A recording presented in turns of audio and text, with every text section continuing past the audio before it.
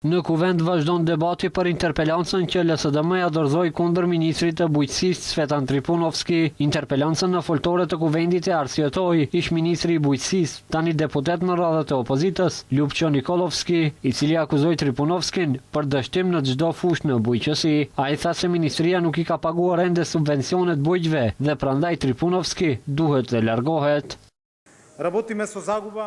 Mandatin e filluat me premtime për shpëtim të bujqësisë, kurse po e përfundoni si simboli papërgjegjësisë, paditurisë dhe skandaleve.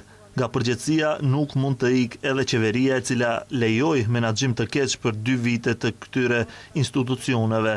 2 vite në të cilat drejtorët dhe ministrat merren jo me krijimin e masave, por merren me denoncime imagjinare, suspendime dhe me degradim të gjithë profesionistëve dhe krijimin e masave korruptive.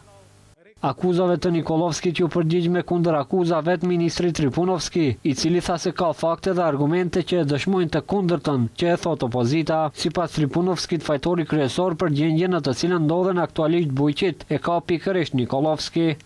Qyri kujtoi se mbi 1600 të punësuar në pyjet kombëtare i lat pa paga për më shumë se 4 muaj, ndërmarrja të cilën e mbi punësuat dhe e lat me borxhe dhe punëtor i lat pa rroga për 4 muaj.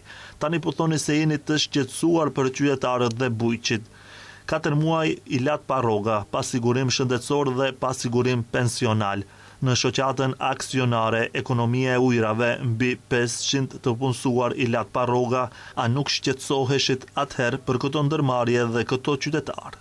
Debatit në mbrojtje dhe kundër ministrit ju bashkangjitën edhe shumica e deputetëve të opozitës dhe opozitës. Interpelanca kundër Tripunovskit ishte pika e parë e rendit të ditës, në të cilën ndodhen si pike 14 edhe ligji për përfaqësim të drejtë dhe adekuat i propozuar nga qeveria, po edhe ligji kundër duhanit dhe ligji kundër kazinove, po edhe ligji i opozitës i përgatitur për përfaqësim të drejtë dhe adekuat.